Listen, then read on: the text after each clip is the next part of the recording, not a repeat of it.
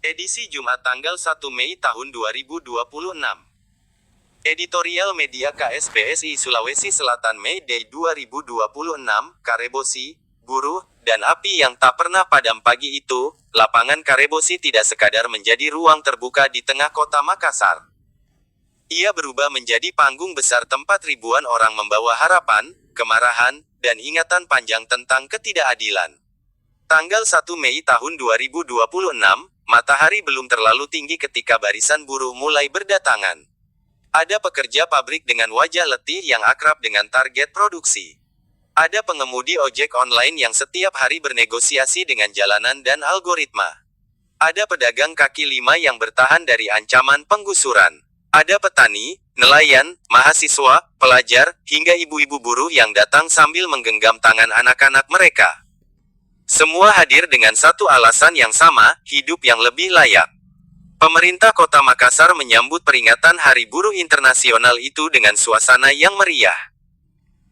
Jalan santai digelar, bazar UMKM dibuka, dan kegiatan fair-gathering menjadi ruang penting bagi buruh, serikat pekerja, serta unsur pemerintah untuk berdialog langsung mengenai persoalan ketenagakerjaan dan tuntutan rakyat pekerja.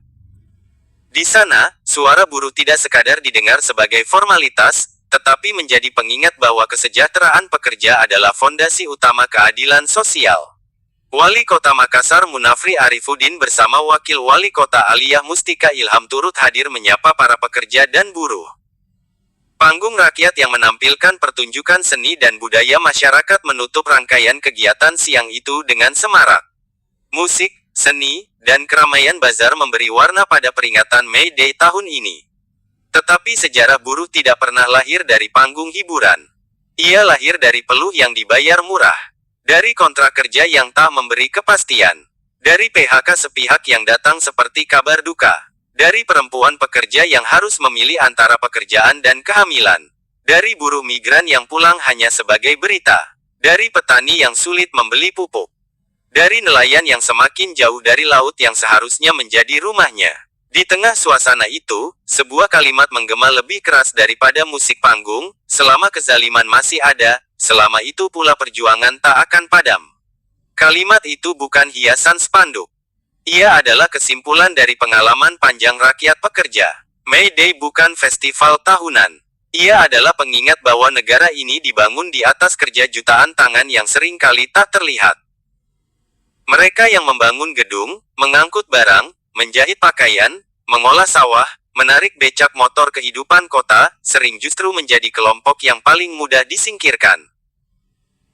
KSBSI bersama Koalisi Gerakan Rakyat menyampaikan tuntutan yang sederhana, tetapi selalu dianggap terlalu mahal, upah yang layak, pekerjaan yang pasti, perlindungan dari PHK, penghapusan outsourcing, larangan union busting, dan perlindungan bagi buruh perempuan.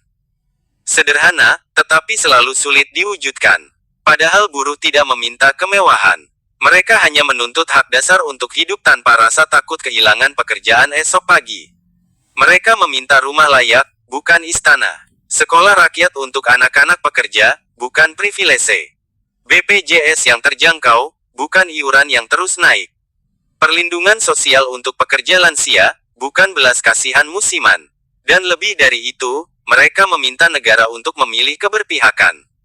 Sebab terlalu lama, hukum ketenagakerjaan terasa lebih ramah kepada pemilik modal daripada kepada mereka yang menghidupi roda ekonomi. Outsourcing dipertahankan, upah ditekan, serikat pekerja dicurigai, sementara rakyat kecil diminta terus bersabar. Padahal lapar tidak bisa ditunda oleh pidato. Di Karebosi, May Day 2026 menunjukkan bahwa perjuangan buruh telah melampaui pagar pabrik.